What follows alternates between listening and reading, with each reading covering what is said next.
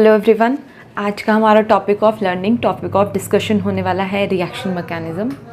थोड़ा सा लेंथी है ये टॉपिक, पर हम बहुत अच्छे से समझेंगे और अच्छे से डिफाइन करेंगे रिएक्शन मैकेनिज़्म। अब रिएक्शन मैकेनिज़्म क्या है? किसी भी रिएक्शन में क्या होता है? रिएक्शन में क्या होता है, हमारे पास ओल्ड बॉन्ड्स हमारे पास क्या होते हैं, वो टूटते हैं, और जो नए बॉन्ड हैं हमारे पास क्या होते हैं, बनते हैं। बेसिकली हमें क्या लगता है कि हमारे पास क्या होंगे, रिएक्टेंट्स हैं होते हैं, और क्या होता है हमारे पास, प्रोडक्ट बन जाता है। इसको हम क्या कहते हैं, रिएक्शन। पर ऐसा तो नहीं है, इस रिएक्शन के बीच में बहुत सारे क्या बनते हैं, इंटरमीडिएट बनते हैं। इंटरमीडिएट बनेंगे और फिर इसका क्या बनेगा, प्रोडक्ट बनेगा। यहां पे क्या हो गए, हमारे ओल्ड बॉन्ड ब्रेक होंगे और न्यू बॉन्ड फॉर्मेशन में क्या होंगे, बहुत सारे इंटरमीडिएट बनेंगे। उसके बाद हमारे पास क्या होगा, फाइनल प्रोडक्ट हमारे पास क्या होगा। अब इस प्रोसेस में इसका क्या पाथवे रहा, उसको ही हम क्या बोलते हैं, मैकेनिज्म। उसको ही क्या बोलते हैं हम, रिएक्शन मैकेनिज्म। क्या पाथवे रहा, मतलब इस इंटरमीडिएट फॉर्मेशन में क्या कोई कार्बोकेटायन बना, क्या कोई फ्री रेडिकल बना, या कोई कार्बो अनायन बना। उसको, इस सब को जानने के लिए किसने किसके साथ रिएक्ट किया, किसने किसके साथ बॉन्ड फॉर्मेशन किया, इस पूरे पाथवे को हम क्या कहते हैं, रिएक्शन मैकेनिज्म। इसको ही हम क्या कहते हैं, रिएक्शन मैकेनिज्म। अब जो रिएक्शन है वो तीनों फेज में पॉसिबल है, पर मोस्टली ये किस में होती है, लिक्विड फेज में और गैशियस फेज में। Chemical reaction are possible in their liquid phase and gaseous phase. अब लिक्विड फेज जो होगा, जिसमें रिएक्शन हो रही है, जो ज़्यादा क्वांटिटी में होगा, उसको हम क्या कहते हैं, सॉल्वेंट। उसको क्या कहा जाता है, सॉल्वेंट। अब सॉल्वेंट भी हमारे पास क्या होता है, दो तरीके का होता है, नॉन पोलर एंड पोलर। हमारे पास क्या हो गया, सॉल्वेंट दो तरीके का हो गया, non polar and polar. Non polar solvent क्या होता है, जिसका डाइपोल मोमेंट क्या हो, जीरो। फॉर एग्जाम्पल हमारे पास जैसे हमने बेंजीन ले लिया, बेंजीन का क्या है, हमारे पास डाइपोल मोमेंट क्या हो गया, हमारे पास जीरो हो गया। और इसके बहुत सारे एग्जाम्पल्स हो सकते हैं, जैसे कार्बन डाइसल्फाइड हो गया, कार्बन डाइसल्फाइड, ये भी क्या है, हमारा एक एग्जाम्पल है किसका, नॉन पोलर सॉल्वेंट का। On the other hand, polar solvent are those which has their dipole moment not in zero. उसका क्या होता है, जीरो में उसका डाइपोल मोमेंट नहीं होगा। अब पोलर सॉल्वेंट हमारे पास क्या होते हैं, दो तरीके के होते हैं, प्रोटिक एंड एप्रोटिक। इसको हम कैसे डिफाइन करेंगे, प्रोटिक सॉल्वेंट वो होते हैं जो किसी भी अनायन और कैटायन दोनों को क्या कर देते हैं, हमें सॉल्वेट कर देते हैं। क्या कर देते हैं, सॉल्वेट कर देते हैं। इसको हम ना एक एग्जाम्पल से समझते हैं। अब देखिए, जैसे हमारे पास ये हमने एक बीकर में वाटर ले लिया, ये हमारे पास क्या है, पानी है, H2O। हमने इसमें क्या ऐड किया, हमने इसमें ऐड किया है NaCl। जब तक पानी में NaCl नहीं जाता, वो एक कंपाउंड है, the moment we dissolve NaCl in water, वो क्या हो जाता है, टूट जाता है। Na अलग और Cl क्या हो जाता है, हमारे पास अलग हो जाएगा। क्या होगा, Na अलग होगा और क्या हो जाएगा, Cl हमारे पास क्या होगा, अलग हो जाएगा। इसको हम क्या कहेंगे, आयनाइजेशन। इसको हम क्या कहते हैं, आयनाइजेशन। अब जैसे कि हमें पता है Na क्या होता है, पॉजिटिव, एंड Cl नेगेटिव। अब क्या होगा, H2 मॉलिक्यूल है हमारे पास। H2 मॉलिक्यूल को हम कैसे रेफर करेंगे, ये लीजिए ONH। अब इस पे चार्ज डिस्ट्रीब्यूट कीजिए, कर दिया। अब NaCl है हमारे पास वाटर में, जो Na पॉजिटिव है वो किसको अट्रैक्ट करेगा, किसको अट्रैक्ट करेगा, ऑक्सीजन को अट्रैक्ट करेगा। तो Na किसकी तरफ अट्रैक्शन में जाएगा बेटा, ऑक्सीजन की तरफ। ये क्या कर लेगा, इससे बॉन्ड फॉर्मेशन करेगा, या फिर हम ये कहेंगे कि इसके तरफ क्या होगा, अट्रैक्शन होगा। और Na positive, O negative, H। जब चारों तरफ से किसी भी आयन को सराउंड कर लिया जाए तो उसका क्या हो जाएगा, हमें वो क्या हो जाएगा, सॉल्वेशन हो जाता है उसका। क्या हो जाता है उसका, सॉल्वेशन हो जाता है। चारों तरफ से क्या हो जाएगा, सॉल्वेशन हो जाएगा, और इधर से भी। और Cl के साथ क्या होगा बेटा, सेम विथ Cl। Cl किसको अट्रैक्ट करेगा, हाइड्रोजन को। किसको, हाइड्रोजन को, क्योंकि ये क्या है, नेगेटिव चार्ज, और हाइड्रोजन पे क्या है, पॉजिटिव चार्ज। तो क्या होगा, अपोजिट अट्रैक्ट्स, तो क्या होगा, ये इसको अट्रैक्ट करेगा। तो क्या हो गया, दोनों के दोनों जो आयन हमारे पास बने से उनका क्या हो जाएगा, सॉल्वेशन हो जाएगा। क्या हो जाएगा, सॉल्वेशन हो जाएगा। किस किस का हो जाएगा, बोथ, एनायन का भी और कैटायन का भी। जो भी सॉल्वेंट एनायन और कैटायन दोनों को क्या कर देते हैं, सॉल्वेट कर देते हैं, उसको हम क्या कहते हैं, प्रोटिक सॉल्वेंट्स। क्या कहते हैं हम उसको, प्रोटिक सॉल्वेंट, जो हमने यहाँ पे इस एग्जाम्पल से पढ़ा। ऑन द अदर हैंड क्या होता है, ए प्रोटिक सॉल्वेंट कौन से होते हैं, ए प्रोटिक सॉल्वेंट होते हैं जो सिर्फ और सिर्फ क्या करते हैं, कैटायन को, ये हमारे पास ए प्रोटिक सॉल्वेंट की हम बात कर रहे हैं, क्या करते हैं ये, कैटायन को क्या कर देते हैं, सिर्फ कैटायन को सॉल्वेट करते हैं। सिर्फ क्या करते हैं, कैटायन को क्या करते हैं, हमारे पास सॉल्वेट करते हैं। इसका मेजर एग्जाम्पल क्या होगा बेटा, इसका मेजर एग्जाम्पल होगा हमारे पास dimethyl sulfoxide. Dimethyl sulfoxide, DMSO। अब DMSO का स्ट्रक्चर क्या होगा, नाम से ही बहुत बड़ा लग रहा है, वैसे ये बहुत सिंपल है, CH3S CH3 and O।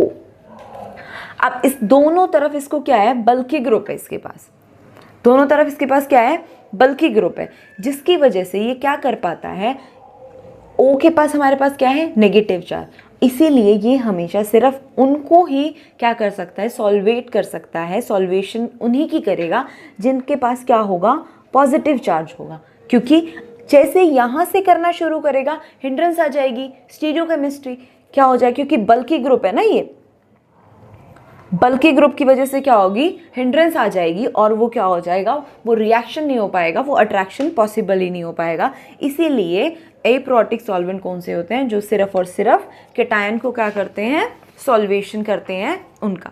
अब प्रोटिक सॉल्वेंट में हम कौन से एग्जाम्पल्स ले लें, प्रोटिक सॉल्वेंट के एग्जाम्पल्स वो होते हैं बेटा जिनके पास, जैसे O के साथ H हो बॉन्ड में, O के साथ क्या नहीं, O के साथ नहीं, सॉरी, क्या हो, N और H का बॉन्ड हो, या फिर F और H का बॉन्ड हो, तो ये क्या हो जाएंगे, प्रोटिक सॉल्वेंट।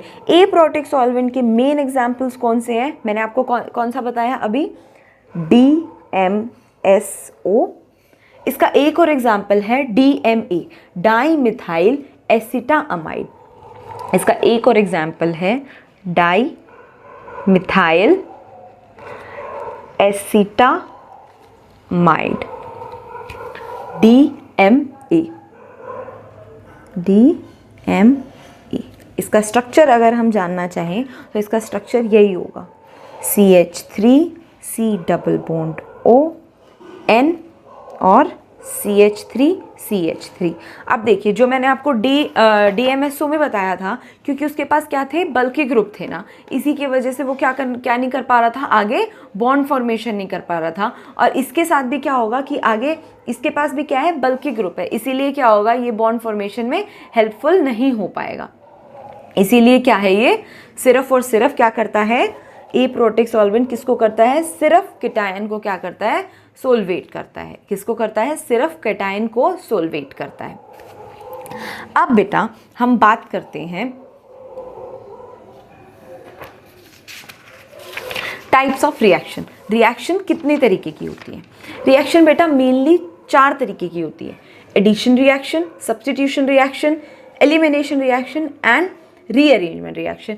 ये 4 के भी अलग अलग क्या होती है, हमारे पास टाइप होती हैं, जिसको हम आगे फर्दर स्टडी करेंगे। सबसे पहले हम बात करते हैं एडिशन रिएक्शन। नाम से ही हमें क्या पता चल रहा है, जिसमें क्या हो, किसी ना किसी चीज़ का क्या हो रहा है, हमारे पास एडिशन हो रहा है। किसी भी चीज़ का क्या हो रहा है, हमारे पास एडिशन हो रहा है। A reaction in which reagent is added to the substrate to form a product। क्या होता है कि क्या कोई भी reagent है वो किस में क्या कर दिया जाएगा, हमारे पास ऐड कर दिया जाता है, किस चीज़ में, to form a product।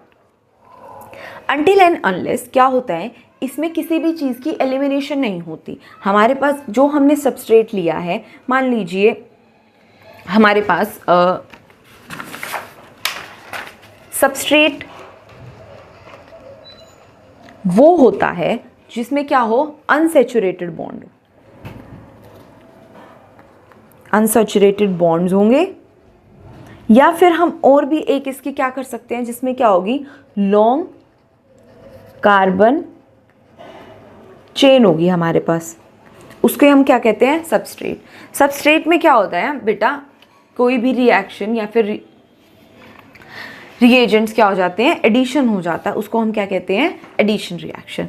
It is characteristics of compound containing multiple bond. Single bond हो सकता है, डबल बॉन्ड हो सकता है, ट्रिपल बॉन्ड हो सकता है, मल्टीपल बॉन्ड्स होंगे और उसमें क्या हो जाएगी हमारे पास, ये रिएक्शन उन्हीं में मोस्टली पॉसिबल होती है।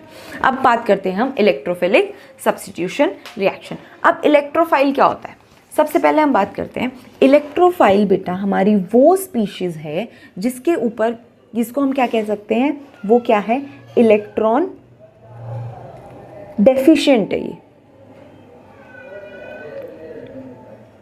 इलेक्ट्रॉन डेफिशिएंट, या फिर हम इसको क्या कह सकते हैं कि ये क्या हो सकता है कि बेचारी इलेक्ट्रॉन डेफिशिएंट है तो क्या करेगी, वो चाहती है ना कि जाए, तो इलेक्ट्रॉन लविंग स्पीशीज भी इसको हम क्या कह सकते हैं, बोल सकते हैं।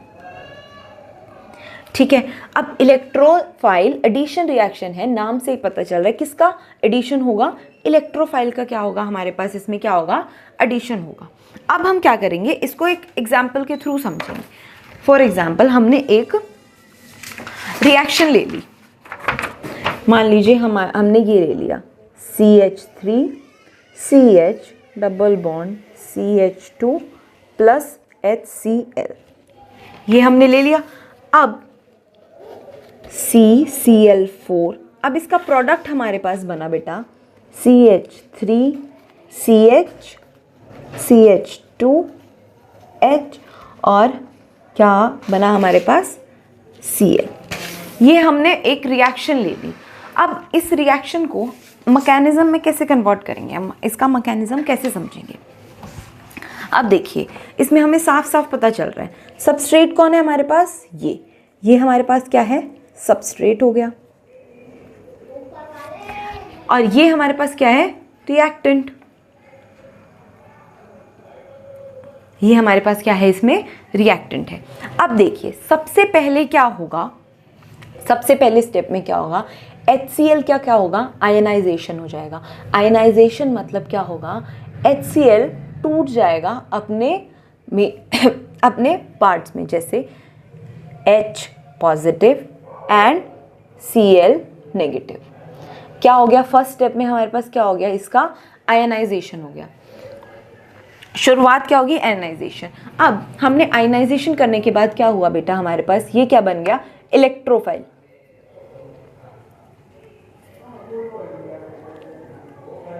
ये हमारे पास क्या बन गया, इलेक्ट्रोफाइल।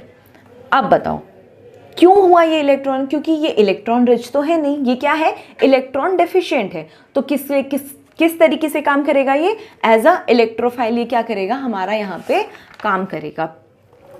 ठीक है, सेकेंड स्टेप में हमारा क्या होगा, formation of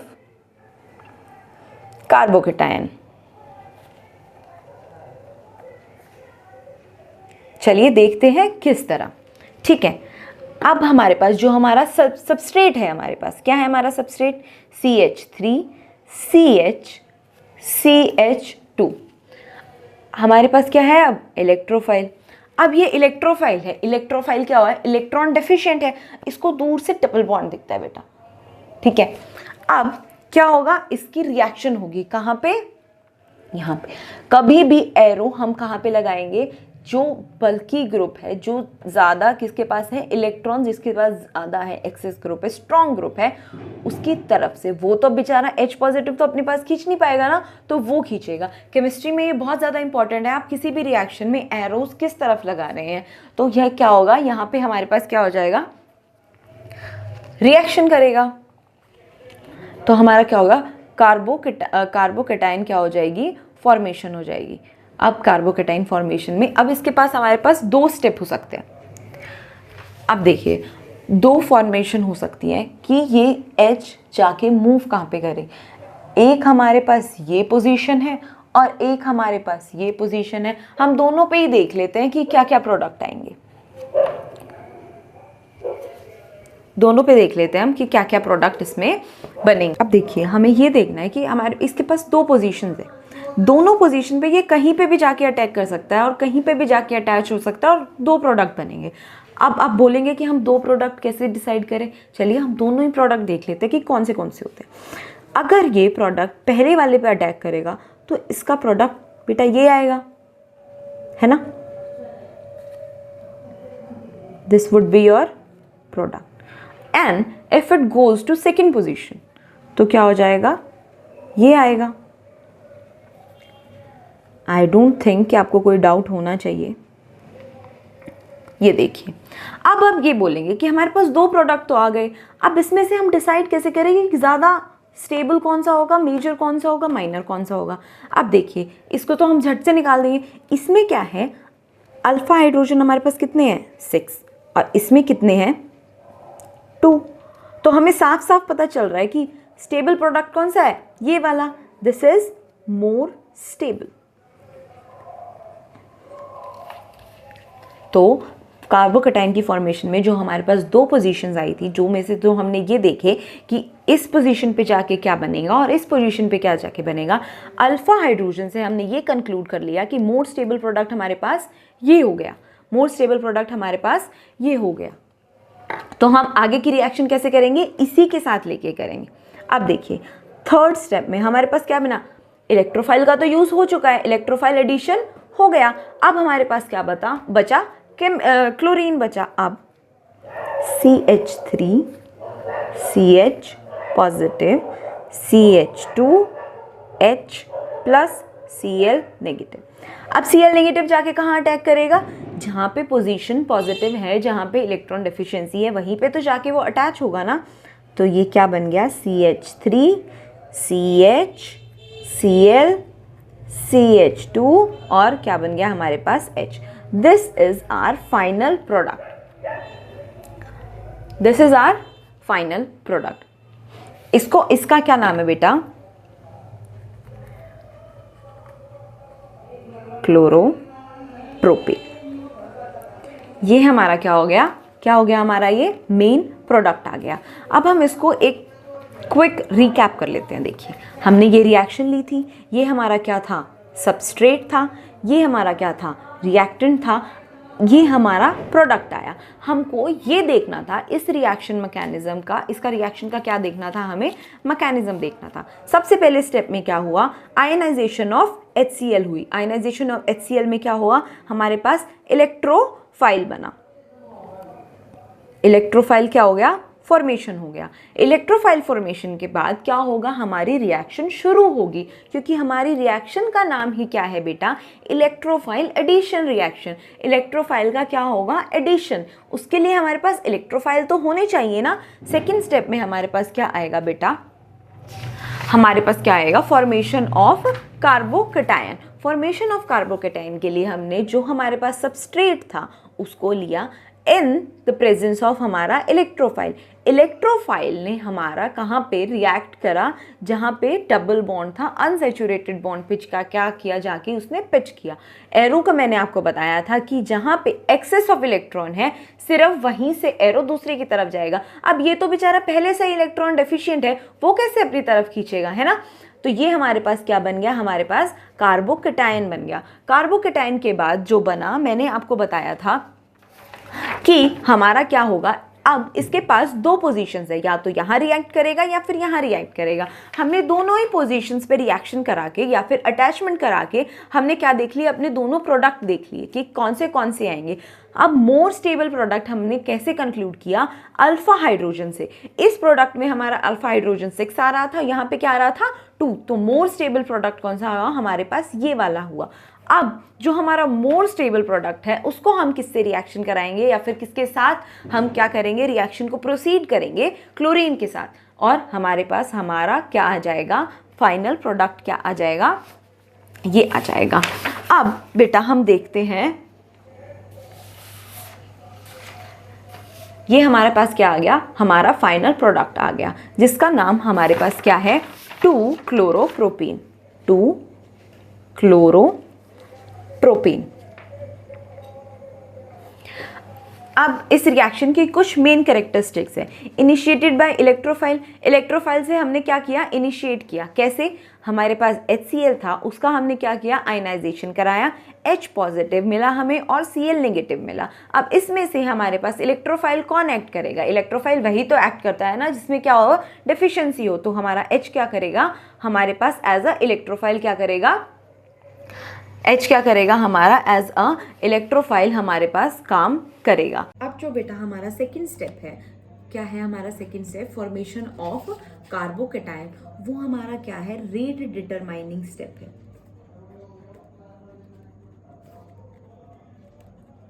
this is hour rate determining step, और ये क्या है, मोस्ट स्लो स्टेप भी है।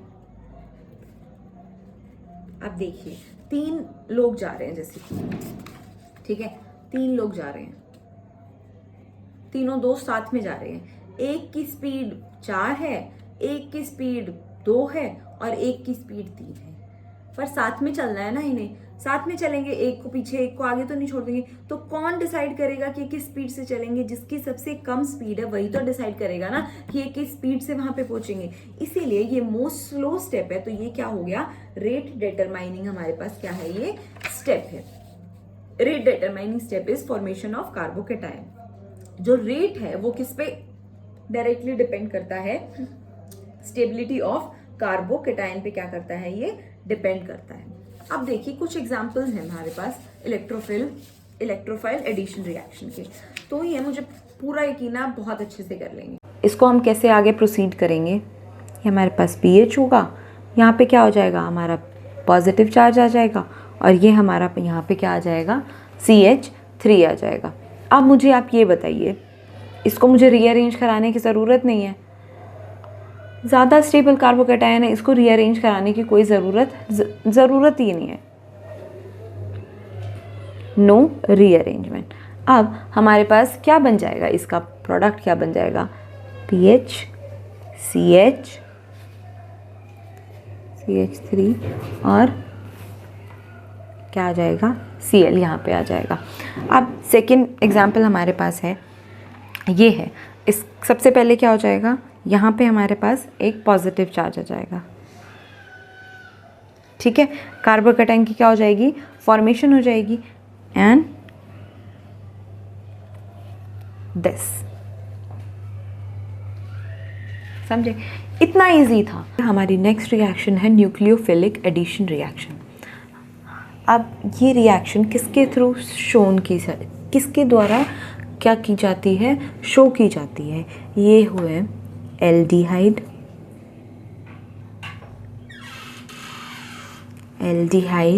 And ketones. ये अपने आप में एक क्वेश्चन है कि ये रिएक्शन किस में शो होती है, कौन से ग्रुप क्या होते हैं, ये रिएक्शन क्या करते हैं, शो करते हैं, ये कौन से करते हैं, एल्डिहाइड और कीटोन। अब सबसे पहले हम बात करते हैं कि न्यूक्लियोफाइल क्या होते हैं।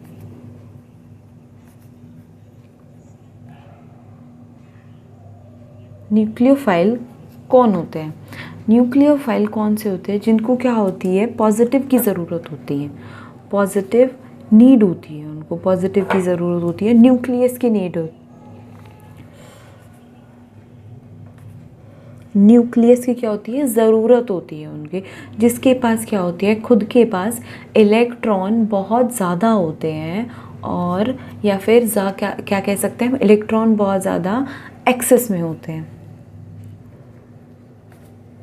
इलेक्ट्रॉन बहुत ज़्यादा एक्सेस में होते हैं, तो इसको किसकी ज़रूरत है, पॉजिटिव की ज़रूरत है।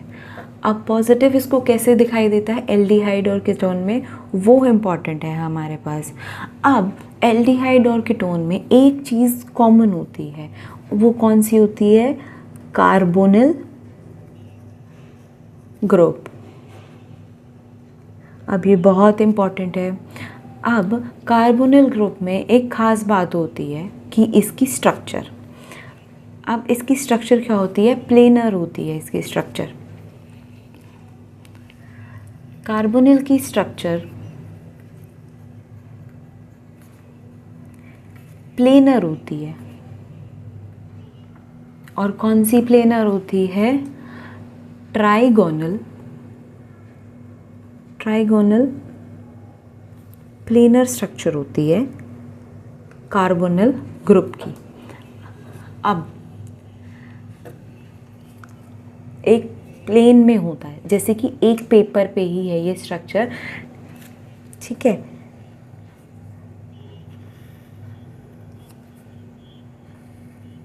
कार्बन होगा, ऑक्सीजन होगा, और ऑक्सीजन के साथ उसके क्या होंगे, डबल बॉन्ड होंगे, और इसके यहाँ पे कोई और ग्रुप होगा।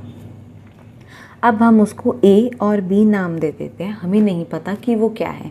ये स्ट्रक्चर है हमारे पास, कार्बोनिल का स्ट्रक्चर है, और ये कॉमन किस में होता है, एल्डिहाइड में भी और कीटोन में भी, ठीक है, ये कॉमन होता है इसमें। अब यहाँ पर हमें पता है कि ऑक्सीजन इज़ मोर इलेक्ट्रोनेगेटिव, तो ये जो पाई इलेक्ट्रॉन है ये इसकी तरफ क्या होंगे, शिफ्ट हो जाएंगे। अब हमें पता है कि ये ज़्यादा इलेक्ट्रोनेगेटिव है, तो इस पे क्या आ जाएगा, पार्शियल नेगेटिव चार्ज, और इस पे क्या आ जाएगा, पार्शियल पॉजिटिव चार्ज। अब देखिए ये जो है, ये न्यूक्लियोफिलिक सेंटर है हमारे पास, यहाँ पे कोई भी न्यूक्लियोफाइल आके क्या कर सकता है, हमारे पास अटैक कर सकता है, ठीक है। कोई भी नेगेटिव आके यहाँ पे हमारे पास क्या कर सकता है, अटैक कर सकता है। मान लीजिए अब ये हमारे पास एक ये NO माइनस था, ये हमारे पास कोई भी स्पीशीज़ हो सकती है, जैसे कि हमने कोई एग्ज़ाम्पल ले लिया, CN नेगेटिव का एग्ज़ाम्पल ले लिया, OH का एग्ज़ाम्पल ले लिया, ये हम आगे एग्ज़ाम्पल सॉल्व करेंगे। ये फॉर अ वाइल मैं आपको बोल रही हूँ कि अब कि ये न्यूक्लियोफाइल स्पीसीज़ कुछ भी हो सकती है इसमें। पहले ये प्लेनर थी, है ना, अब जैसे ही इसने इसके ऊपर अटैक किया तो ये दोनों इलेक्ट्रॉन कैसे हो जाए, शिफ्ट हो जाएंगे इलेक्ट्रॉन के ऊपर। अब कार्बन के साथ कितने एटम अटैच हो गए, आप बताइए, एक ये रहा, एक ये रहा और ये रहा, तो टोटल कितने हो गए, 4 इलेक्ट्रॉन हमारे पास क्या हो गए, इस पे अटैच हो गए। जब तक इसने अटैच नहीं किया था, इसका हाइब्रिडाइजेशन क्या था, sp2 बिफोर अटैक।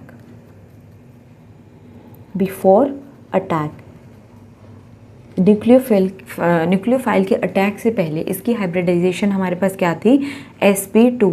लेकिन जैसे ही न्यूक्लियोफाइल ने अटैक किया, अब हो गए हमारे पास चार बॉन्ड अटैक। अब ये किस में चला गया बेटा, sp3 में चला गया ये आफ्टर अटैक। अब जब ये sp2 में था तो इसकी स्ट्रक्चर थी प्लेनर, sp3 में जाते इसकी स्ट्रक्चर कैसी हो जाएगी, टेट्राहेड्रल, स्ट्रक्चर ही चेंज हो जाएगी, ठीक है। अगर आप खुद से सोचिए, कोई चीज़ ऐसे थी, ठीक है, अब उसके ऊपर आके कोई चीज़ अटैच हो रही है, अब मैं आपको पेपर में समझा नहीं पाऊंगी वो, तो फिर वो क्या हो जाएगा। अब देखिए इसका स्ट्रक्चर कैसे हो जाएगा, C, ये ठीक है, ये A है, ये B है, ये ऑक्सीजन है जिस पे नेगेटिव चार्ज है, और ये हमारा क्या है, यहाँ पे न्यूक्लियोफाइल है। अब ये स्ट्रक्चर क्या होगी हमारे पास, टेट्राहेड्रल। अब जो ये स्टेप है जिसमें ये प्लेनर से टेट्राहेड्रल में जाता है, ये हमारे पास क्या है, रिवर्सिबल स्टेप है। ये हमारे पास क्या है, रिवर्सिबल स्टेप है। अब जो ये ऑक्सीजन है हमारे पास यहाँ पे है, ये नेगेटिव है। अब देखिए ये बहुत बहुत इम्पॉर्टेंट स्टेप है इसमें। अब ऑक्सीजन नेगेटिव साइन है तो कैसे ना कैसे इसके पास क्या आ जाएगा, प्रोटॉन आ जाएगा। ठीक है, अब क्या हो जाएगी इसकी स्ट्रक्चर के, अब इसकी स्ट्रक्चर क्या हो जाएगी हमारे पास, CNU न्यूक्लियोफाइल ABO नेगेटिव, इसको हमारे पास क्या बन जाएगा, प्रोटॉन मिल जाएगा। तो इसकी क्या हो जाएगी स्ट्रक्चर, AB और OH, और रिएक्शन क्या हो जाती है, ये रिएक्शन हो जाती है हमारे पास फास्ट रिएक्शन हो जाती है। अब मैं इसको यहाँ पे मेंशन कर देती हूँ। अब बहुत इम्पॉर्टेंट है, एल्डिहाइड और कीटोन, ठीक है, क्या होता है इसके ऊपर कौन सा ग्रुप होती है, कार्बोनिल ग्रुप।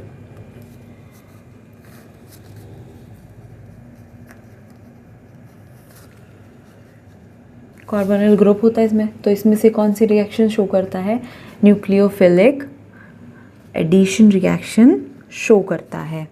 उसके बाद जो मैंने आपको पीछे बताया, इलेक्ट्रोफाइल एडिशन रिएक्शन कौन शो करता है, एल्कीन्स और एल्काइन्स। हमने यहाँ पे ये पढ़ा कि न्यूक्लियोफिलिक रिएक्शन किस में होती है, एल्डिहाइड और कीटोन में होती है। न्यूक्लियोफाइल क्या होता है, जिसके पास एक्सेस ऑफ इलेक्ट्रॉन होते हैं, और वो किसकी तलाश में होता है, उसको किसकी ज़रूरत होती है, पॉजिटिव चार्ज की ज़रूरत होती है। एल्डिहाइड और कीटोन में मोस्ट कॉमन क्या होता है हमारे पास, कार्बोनिल ग्रुप। कार्बोनिल ग्रुप का स्ट्रक्चर बेटा प्लेनर होता है, यूजुअली कार्बोनिल ग्रुप का स्ट्रक्चर प्लेनर होता है, पर हमें पता है कि इलेक्ट्रॉन कि ऑक्सीजन क्या है, हाईली नेगेटिव है, तो फिर क्या होगा, ये पाई बॉन्ड इसकी तरफ अट्रैक्ट होंगे, और ये क्या होगा हमारे पास, न्यूक्लियोफिलिक सेंटर होगा। तो यहाँ पे क्या होगा, कोई भी न्यूक्लियस आके हमारे पास अटैक कर देगा। जैसे ही कोई न्यूक्लियस यहाँ पे आके अटैक करेगा, ये sp2 में था, ये किस में कन्वर्ट हो जाएगा, sp3 में ये क्या हो जाएगा, कन्वर्ट हो जाएगा, जिसकी स्ट्रक्चरल चेंज क्या आ जाएगा, ये प्लेनर से किस में चला जाएगा, टेट्राहेड्रल में चला जाएगा, and it is a reversible process. अब हम देखिए एक एग्जाम्पल के थ्रू समझते हैं कि ये न्यूक्लियोफिलिक सब्स्टिट्यूशन रिएक्शन होती कैसे है। एग्जाम्पल में हम देखेंगे, ठीक है, एडिशन ऑफ HCN, इसको हम क्या बोलते हैं, हाइड्रोजन साइनाइड, हाइड्रोजन साइनाइड, ठीक है। अब इसके अंदर क्या होगा बेटा, ये इसका पॉजिटिव चार्ज है और ये क्या है, इसकी नेगेटिव चार्ज है। ये रिएक्शन बेटा बहुत ज़्यादा स्लो है। अगर हम इस रिएक्शन को बिना किसी बेस के कंडक्ट कराएं तो ये रिएक्शन बहुत ही ज़्यादा क्या है, बहुत ही ज़्यादा स्लो रिएक्शन है। तो इस रिएक्शन को क्या फास्ट करने के लिए हमें इसमें कोई ना कोई base, this reaction is very slow, to make it fast, to make it fast we have to add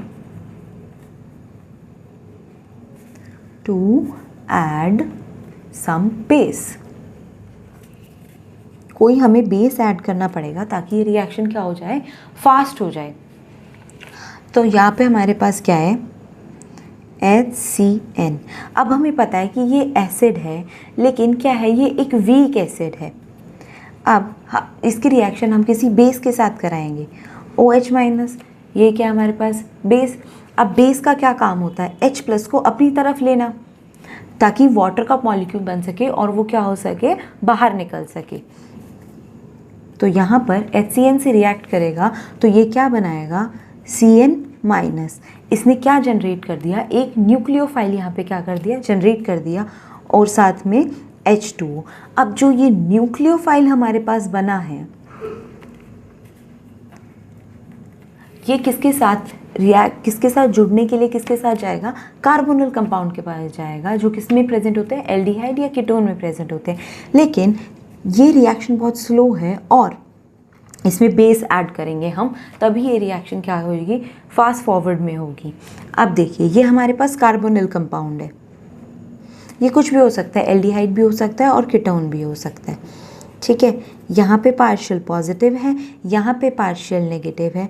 अब ये न्यूक्लियोफाइल इस न्यूक्लियोफिलिक सेंटर पे अटैक करेगा, ठीक है। ये पाई बॉन्ड किसकी तरफ जाएगा? ऑक्सीजन की तरफ। अब ये पहले प्लेनर था, तो अब इसका स्ट्रक्चर कैसा हो जाएगा? टेट्राहेड्रल। sp2 में था, अब ये किस में कन्वर्ट हो जाएगा?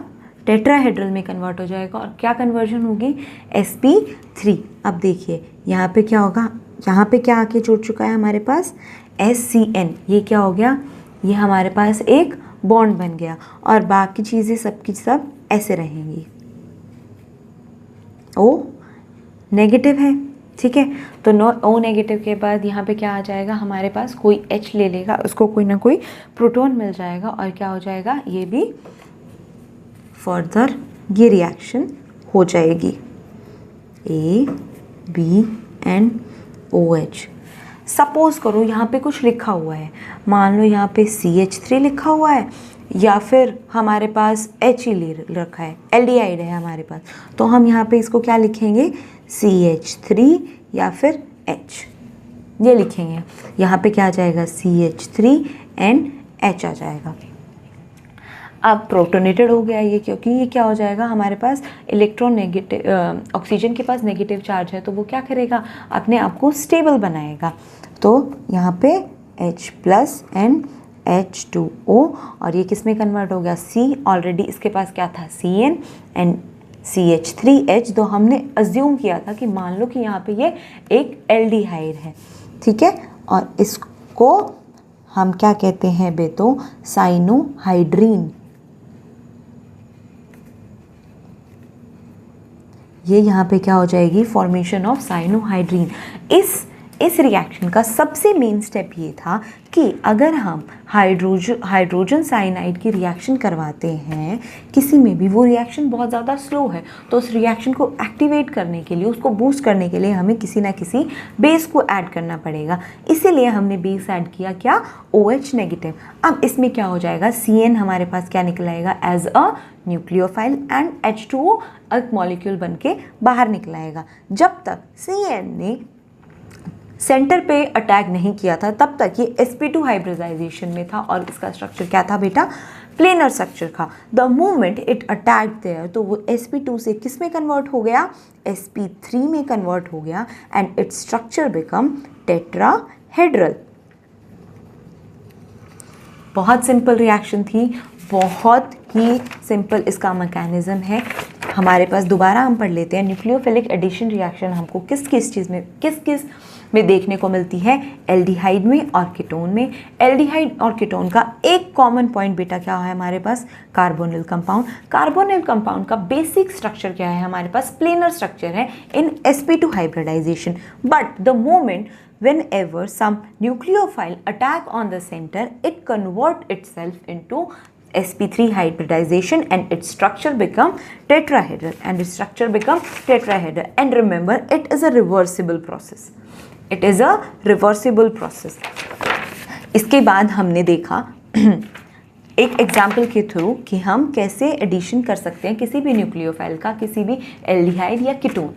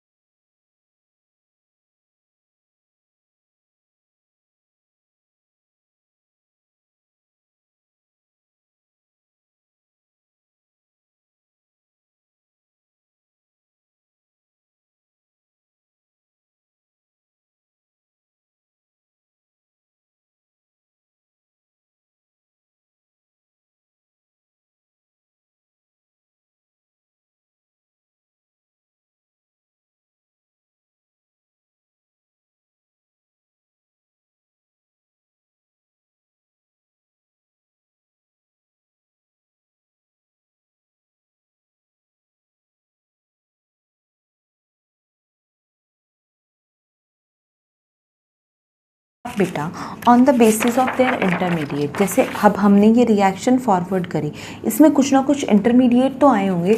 On the basis of their intermediate हमारे पास क्या होगी, सब्स्टिट्यूशन रिएक्शन बहुत सारे टाइप की होती है। On the basis of intermediate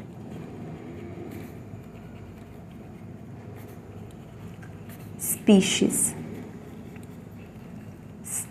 ठीक है, इंटरमीडिएट स्पीशीज़ की हमारे पास किस तरह का इंटरमीडिएट हमारे पास जनरेट हुआ, किस तरह का इंटरमीडिएट हमको मिला, उस तरीके से उस बेसिस पे हमारे पास डिफरेंट टाइप ऑफ रिएक्शंस होती हैं। सबसे पहले हम बात करेंगे फ्री रेडिकल सब्स्टिट्यूशन रिएक्शन के बारे में।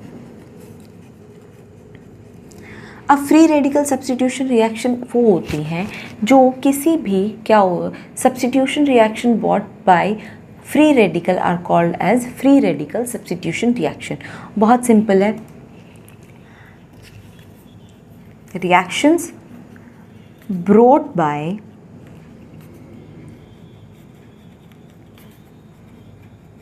Free radical.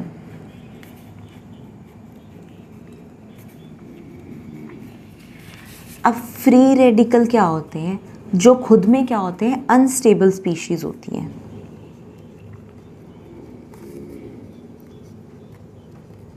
अनस्टेबल स्पीशीज होती हैं, ये क्यों होती है, क्योंकि इनके पास क्या होता है, अनपेयर्ड क्या होते हैं, हमारे पास इलेक्ट्रॉन होते हैं।